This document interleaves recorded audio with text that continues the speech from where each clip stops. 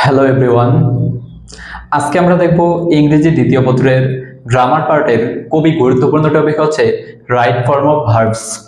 এই right form of verbs আমরা করতে গেলেই আমাদের মাথায় আসে অসংখ্য রুলস এর নিয়ম। আমরা আজকে দেখব কিছু ব্যতিক্রমী থিংসে তোমরা কিভাবে খুব সহজে right form of verbs answer করতে পারো। দেখো, রাইট ফর্ম ভার্বস করতে গেলে তোমাকে শুরুতে হচ্ছে ভার্ব সম্পর্কে খুব ভালোভাবে জানতে হবে। যেমন আমরা জানি সাধারণত ভার্বের তিনটা ফর্ম হয়ে থাকে: প্রেজেন্ট ফর্ম, পাস্ট ফর্ম এবং পাস্ট পার্টিসিপল ফর্ম। এছাড়াও verb plus ING, to plus ভার্বের বেস ফর্ম হয়ে থাকে। আমরা ইতিমধ্যে দেখেছি টু প্লাস ভার্বের বেস ফর্মের নিয়ম দেখেছি রাইট ফর্ম ভার্বস এর। তারপরে ভার্ব প্লাস আইএনজি যখন বসবে এগুলা সম্পর্কে আমরা দেখেছি। আজকে আমরা দেখব ভার্বের পাস্ট পার্টিসিপল ফর্ম অর্থাৎ বি3 কখন কখন কোথায় কিভাবে ব্যবহৃত হয়। দেখো, রাইট ফর্ম ভার্বস এ পাস্ট পার্টিসিপল ফর্ম অর্থাৎ বি3 কোথায় কোথায় ব্যবহৃত হতে পারে। বি ভার্বের পরে সাধারণত am, is, are, was, were থাকলে চোখ বন্ধ করে আমরা কি বসাবো? ভার্বের পাস্ট পার্টিসিপল ফর্ম বসাবো অর্থাৎ বি3 বসাবো। Am, is, are, was, were এর পরে আমরা পাস্ট পার্টিসিপল ফর্ম বসাবো।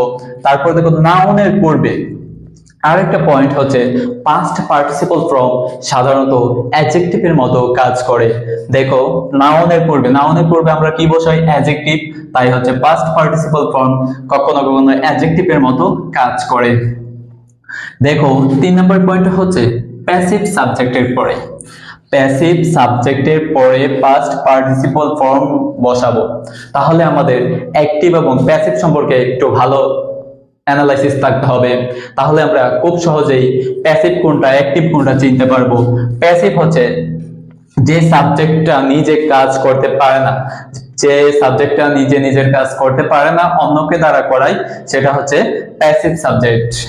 এবং অ্যাক্টিভ সাবজেক্ট হলো যে নিজেই নিজে কাজটা করতে পারে, সে হচ্ছে অ্যাক্টিভ সাবজেক্ট।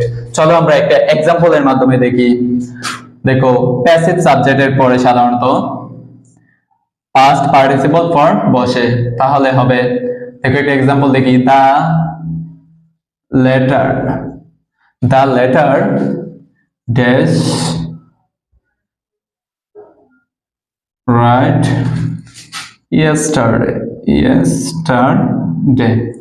দেখো আমরা কি লিখছি? দ্য লেটার রাইট হচ্ছে একটা ভার্ব, ইয়েস্টারডে। তাহলে এখানে দেখো সাবজেক্ট কি আছে? দ্য লেটার সে নিজে কি করতে পারতেছে এখানে? না, তাই এটা হচ্ছে প্যাসিভ সাবজেক্ট। তাই প্যাসিভ সাবজেক্টের পরে ভার্বের বি3 ফর্ম হবে। এখানে যদি দ্য লেটার না থেকে বসতো হচ্ছে হি লেটার। তাহলে এটা হতো কি সাবজেক্ট? Active subject. এখানে যদি হতো হি লেটার তাহলে এখানে হতো অ্যাক্টিভ সাবজেক্ট। প্যাসিভ সাবজেক্ট এবং অ্যাক্টিভ সাবজেক্ট তোমাকে ভালোভাবে চিনতে হবে। প্যাসিভ সাবজেক্টের পরে পাস্ট পার্টিসিপল ফর্মে বি3 বসাবো। তারপর দেখো কিছু গুরুত্বপূর্ণ ওয়ার্ড আছে, যেমন get, got, to be, having, have, has, had. Get, got, to be, having, have, has, had পরে আমরা কি বসাবো? ভার্বের পাস্ট পার্টিসিপল ফর্ম। তারপর দেখো এটা হচ্ছে অলরেডি, রিসেন্টলি, জাস্ট, নাও, ইয়েট। অলরেডি, রিসেন্টলি, জাস্ট, নাও, ইয়েট এগুলোর পরে আমরা বসাবো হ্যাভ অথবা হ্যাজ। হ্যাভ অথবা হ্যাজ প্লাস ভার্বের পাস্ট পার্টিসিপল ফর্ম। কি বলছি? অলরেডি, রিসেন্টলি, জাস্ট, নাও, ইয়েট। এর পরে আমরা কি বসাবো? হ্যাভ অথবা হ্যাজ প্লাস ভার্বের বি3। চলো আমরা একটা এক্সাম্পল দেখি। হি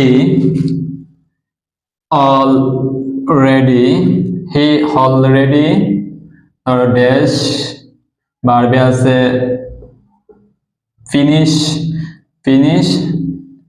হ্যাজ হোম ওয়ার্ক দিতে পারি। হি অলরেডি বক্সে ভার্ব হচ্ছে ফিনিশ, হ্যাজ হোম ওয়ার্ক। তাহলে দেখো আমরা কি বসাবো? এখানে অলরেডি পাইছি। অলরেডি পাইলে আমরা কি বসাবো?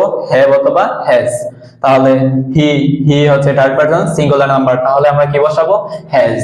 আমরা এখানে লিখবো হ্যাজ, পরে ভার্বের 3 নম্বর ফর্ম ফিনিশ, ফিনিশের 3 নম্বর ফর্ম কি হবে?